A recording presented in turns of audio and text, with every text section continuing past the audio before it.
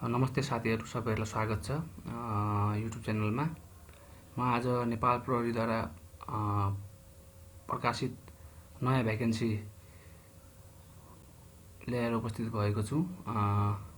नयाँ भ्याकेन्सीमा के खुलेको छ, कुन पदको लागि खुलेको छ भनेर जानकारी गराउन चाहन्छु। त्यसै गरी कुन ठाउँमा आवेदन दिने भन्ने पनि जानकारी म गराउन चाहन्छु। अब खोलेको सङ्ख्या चाहिँ तपाईँको प्रहरी सहायक निरीक्षक र जनपद र प्रहरी जवान प्राविधिकमा खुलेको हो। यो चाहिँ स्पष्ट हुनुहोला। प्रहरी सहायक निरीक्षक जनपद भन्दाखेरि इन्फेन्ट्रीतिर पर्यो। अब यो चाहिँ टोटल तपाईँको 367 जना खुलेको छ। यसमा चाहिँ प्रहरी सहायक निरीक्षक जनपदमा चाहिँ।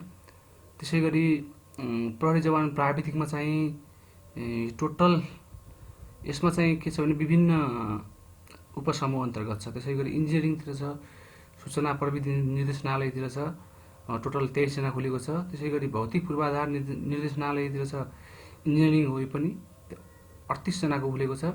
त्यसै गरी सवारी महाशाखामा छ, इन्जिनियरिङै उपसमूह हो, यसमा पनि 51 जना खुलेको छ। केनाइन महाशाखा भनेको डग महाशाखा हो। केनाइन डग होल्डरमा चाहिँ उपसमूह चाहिँ 17 जना खुलेको छ। केन्द्रीय प्रहरी विधि विज्ञान प्रयोगशाला भनेको विधि विज्ञान उपसमूह अन्तर्गत 5 जना खुलेको छ। नेपाल प्रहरी सङ्गीत विद्यालय अन्तर्गत सङ्गीत उपसमूहमा चाहिँ 52 जना खुलेको छ। सञ्चार निर्देशनालय यो पनि इन्जिनियरिङ उपसमूह हो, यसमा चाहिँ 228 जना खुलेको छ है साथीहरू। अब दरखास्त चाहिँ अब कहिलेसम्म त दरखास्त म्याद भन्दाखेरि 2078 7 महिना 3 गतेदेखि 2078 8 महिना 12 गतेसम्म, समय बिहान 10 बजेदेखि कार्यालय समयसम्म, सार्वजनिक बिदाको दिन बाहेक भनेको छ है साथीहरू। यो चाहिँ ख्याल गर्नु। अन्तिम म्याद 2078 8 महिना 12 गतेसम्म छ। अब त्यसै गरी छ तपाईँको दरखास्त फारम पाइने र बुझाउने स्थानहरू। प्रहरी सहायक निरीक्षकको लागि कुन ठाउँमा छ? असैको लागि चाहिँ प्रदेश नम्बर 1 तालिम केन्द्र दिपाई विराटनगर मोरङमा छ। सम्पर्क नम्बर पनि त्यहाँ उल्लेख गरिएको छ। त्यसै गरी 2 मा छ प्रदेश प्रहरी तालिम केन्द्र जनकपुर, हाल सम्पर्क कार्यालय राजविराज सप्तरीमा छ। बागमती प्रदेश प्रहरी तालिम केन्द्र दुधौली सिन्धुलीमा, गण्डकी प्रदेश प्रहरी तालिम केन्द्र पोखरा कास्की, लुम्बिनी प्रदेश प्रहरी तालिम केन्द्र बुटोल रूपन्देही, कर्णाली प्रदेश तालिम केन्द्र सुर्खेत, हाल नेपालगञ्ज बाँके, सुदूरपश्चिम प्रदेश प्रहरी तालिम केन्द्र दिपायल डोटी, महानगरीय प्रहरी शिक्षालय महाराजगञ्ज काठमाडौँ हो। यो ठाउँमा चाहिँ तपाईँले दरखास्त फारम पाइने र बुझाउने स्थानहरू हो र सो उल्लेखित ठाउँमा गएर तपाईँले आफ्नो दरखास्त बुझाउन सक्नुहुनेछ। त्यसै गरी छ प्रहरी जवानको लागि प्राविधिकको लागि कहाँ छ त? प्रदेश प्रहरी तालिम केन्द्र सबै ठाउँको सम्बन्धित प्रदेश प्रहरी तालिम केन्द्रहरू, महानगरी प्रहरी परिसर काठमाडौँमा, महानगरी प्रहरी परिसर भक्तपुर, महानगरी प्रहरी परिसर ललितपुर, जिल्ला प्रहरी कार्यालय सबै सम्बन्धित प्रकारहरूमा प्रहरी जवानको लागि चाहिँ बुझाउन सक्नुहुनेछ। दरखास्तका राजस्व कति लाग्छ त पैसा भन्दा कुरा प्रहरी सहायक निरीक्षक जनपदको लागि चाहिँ दरखास्त फारम 7 राजस्व दस्तुर बापत रु 300 बुझाउनु पर्नेछ। साथै 1 भन्दा बढी समूहमा दरखास्त दिने उम्मेदवारहरूको हकमा प्रत्येक समूहको लागि 20% रु 60 का दरले थप दस्तुर लाग्नेछ। तपाईँ जस्तै अब आदिवासी जनजाति, मधेसी, अरू कोटामा छ भने त्यसमा थप 60 रुपियाँ लाग्नेछ है साथीहरू। त्यसै गरी प्रहरी जवानको लागि प्राविधिकको लागि चाहिँ दरखास्त फारम 7 राजस्व दस्तुर बापत रु 150 बुझाउनु पर्नेछ। साथै 1 भन्दा बढी समूहमा दरखास्त दिने उम्मेदवारको हकमा प्रत्येक समूहको लागि 20% रु 30 का दरले थप दस्तुर लाग्नेछ है। अघि भने जस्तै माथि आफ्नो कुन कोटा छ त्यो कोटा अनुसार थप रु 30 लाग्ने भयो। त्यसै गरी अब उमेर हदको कुरा छ। प्रहरी सहायक निरीक्षकको लागि उमेर हद कम्तीमा 18 वर्ष उमेर पुरा भई 24 वर्ष ननागेको हुनुपर्ने, तर खुला प्रतियोगितामा भाग लिने प्रहरी सेवाको राजपत्र अलङ्कृत प्रहरी कर्मचारीहरूको हकमा 35 वर्ष ननागेको र प्रहरी जवान आधारभूत तालिम गरेको प्रमाणपत्र पेश गर्नुपर्नेछ। त्यसै गरी बहालवाला श्रेणीविहीन प्रहरी कर्मचारीहरूको हकमा नियमावली 2071 संशोधन सहित सो नियम 40 बमोजिम 25 वर्ष ननागेको हुनुपर्नेछ। प्रहरी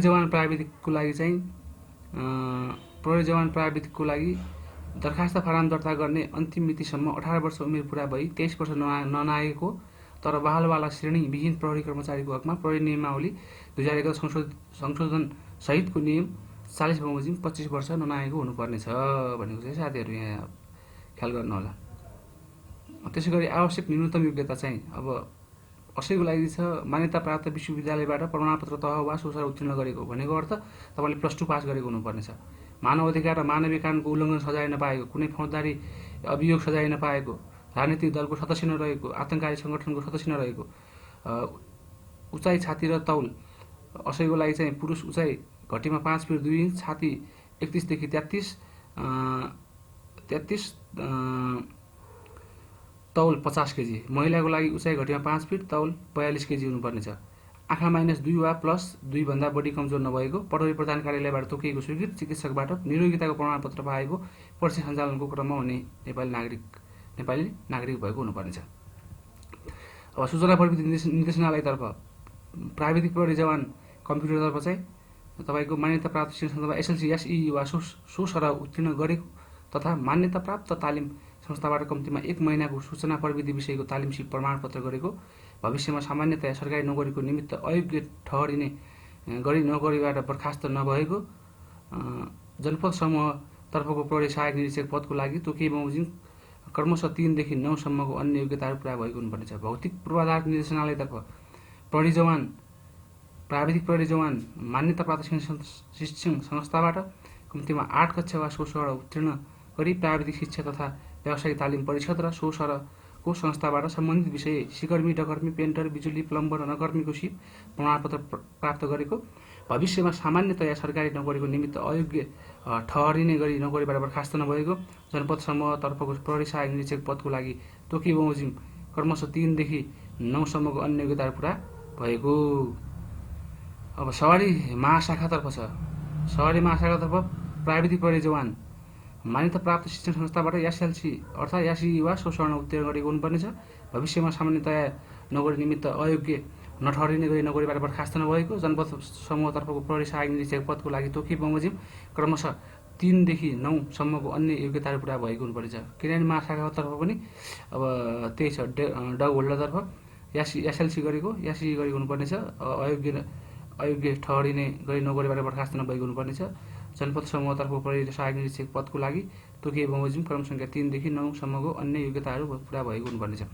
केन्द्रीय प्रहरी विधि विज्ञान प्रयोगशालातर्फ प्राविधिक प्रहरी जवान मान्यता प्राप्त शिक्षण संस्थाबाट एसएलसी एसई सोसर उत्तीर्ण गरेको, भविष्यमा सामान्यतया सरकारी नोकरीको निमित्त अयोग्य ठहरिने गरी नोकरीबाट बर्खास्त नभएको, त्यसरी तोकिए बमोजिम क्रमशः 3 देखि 9 सम्मको अन्य योग्यताहरू पुरा भएको हुनुपर्नेछ। नेपाल प्रहरी सङ्गीत विद्यालयतर्फ चाहिँ कक्षा 8 वा सोसर उत्तीर्ण गरेको हुनुपर्नेछ। अनि भविष्यमा सरकारी नोकरी निमित्त अयोग्य ठहरिने गरी नोकरीबाट बर्खास्त नभएको, त्यसै गरी क्रमशः 3 देखि 9 सम्मको अन्य योग्यता पुरा भएको। संचार निर्देशनालयतर्फ चाहिँ प्रहरी जवान लाई चाहिँ संस्थाबाट मान्यता प्राप्त शिक्षण संस्थाबाट एसएलसी एसई वा सोसर उत्तीर्ण गरेको, त्यो पनि सेम छ, अरू सेमै हो। अब त्यसै गरी दरखास्त साथ समावेश गर्नुपर्ने कागजहरू के हुन् त? कागजपत्रहरू नेपालको नागरिकता प्रमाणपत्र लिनु पर्यो एउटा 1 प्रति, त्यसपछि हालसालै खिचेको पुरै मुखाकृत दुवै कान समेत प्रष्ट देखिने एकै किसिमको पासपोर्ट साइजको फोटो, पुरुषको हकमा दाढी र कपाल काटेको 5 प्रति हुनुपर्नेछ। आफूले प्राप्त गरेको शैक्षिक योग्यता प्रमाणपत्रको प्रतिलिपि एक प्रति प्रत्येक तहको चारित्रिक स्थायी वा प्रोभिजनल प्रमाणपत्र मार्कसिट सहित तथा नेपाल बाहिर अध्ययन गरेको हकमा उच्च माध्यमिक शिक्षा परिषद वा त्रिविबाट समकक्षता निर्धारणको प्रमाणपत्र इक्विभ्यालेन्ट सर्टिफिकेट चाहिनेछ। त्यसै गरी अमर अशक्त प्रहरीको लागि अमर अशक्त भएको कुरा पुष्टि हुने कागजपत्र र नाता प्रमाणित कागजपत्र हुनुपर्नेछ। आदिवासी जनजातिको हकमा चाहिँ नेपाली आदिवासी जनजाति उत्थान राष्ट्रिय प्रतिष्ठान ऐनमा सूचीकृत भएको जातिको हकमा सोही सूचीको आधारमा तर नेपाल आदिवासी जनजाति उत्थान राष्ट्रिय प्रतिष्ठान ऐनमा सूचीकृत भएको जातिभित्र 1 भन्दा बढी थरहरू भएमा सम्बन्धित स्थानीय तह निकायको प्रमुखको सिफारिसमा प्रमुख जिल्ला अधिकारीबाट सूचीकृत भएको जातिभित्रको थर भनी प्रमाणित गराएको कागजात। मधेसीको लागि नेपाल सरकारको नेपाल राजपत्रमा सूचना प्रकाशित गरी तोके बमोजिमको संस्थाबाट मधेसी भनी प्रमाणित भएको तर नेपाल राजपत्रमा सूचना प्रकाशन गरी संस्था नतोकेसम्म सम्बन्धित स्थानीय निकायको प्रमुखको सिफारिसमा प्रमुख जिल्ला अधिकारीबाट मधेसी भनी प्रमाणित भएको प्रमाणपत्र प्रतिलिपि 1 थान। दलितको हकमा पनि त्यस्तै छ साथीहरू यो है। अब त्यसै गरी पिछडिएको क्षेत्रको लागि चाहिँ अछाम, कालीकोट, जाजरकोट, जुम्ला, डोल्पा, बझाङ, बाजुरा, मुगु र हुम्ला गरेर जिल्लाहरू छुट्याएको छ, त्यो पनि हेर्नुहोला।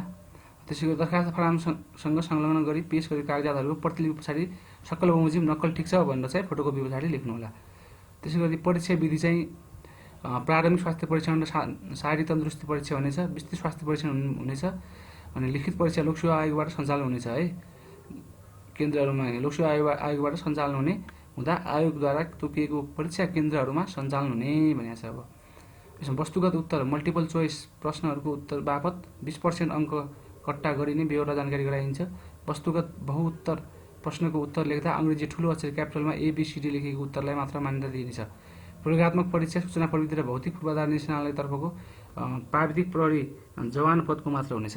विशेष स्वास्थ्य परीक्षण प्रहरी सहायक निरीक्षक पदको मात्र हुनेछ। सक्षमता परीक्षण अन्तर्वार्ता सक्षमता परीक्षण प्रसनी पदको मात्र हुनेछ। परीक्षा सञ्चालन हुने स्थान प्रहरी सहायक निरीक्षकको जनपदको प्रदेश प्रहरी तालिम केन्द्र महानगर प्रहरी शिक्षालय दरखास्त दर्ता गरेको उम्मेदवारको हकमा सोही तालिम केन्द्र शिक्षालयमा प्राथमिक स्वास्थ्य परीक्षण तथा शारीरिक तन्दुरुस्ती परीक्षा र विस्तृत स्वास्थ्य परीक्षण सञ्चालन हुने। विशेष स्वास्थ्य परीक्षण नेपाल प्रहरी अस्पताल महाराजगञ्ज काठमाडौँ र सक्षमता परीक्षण तथा अन्तर्वार्ता परीक्षा प्रहरी प्रधान कार्यालय नक्सल काठमाडौँमा हुनेछ। साथीहरू अब यो फारम वितरण केन्द्रहरू छ, त्यस्तै अब प्रहरी जवानहरूको त्यसै गरी परीक्षा सञ्चालन हुने स्थानहरू पनि लेखिदिएको छ, यहाँ उल्लेख गरिएको छ। यो चाहिँ म तपाईँलाई अब यो कमेन्टमा म यो लिङ्क हालिदिन्छु। दरखास्त फारम बुझाउने तथा दर्ता गर्ने स्थानहरू पनि छ, यो पनि तपाईँलाई म यो सब यो PDF तपाईँको कमेन्टमा हुन्छ, हेर्नुहोला र डाउनलोड गर्नुहोला। लिङ्क म त्यहाँ कपी पेस्ट गरिदिनेछु। थ्याङ्क यू सो मच साथीहरू, बेस्ट अफ लक।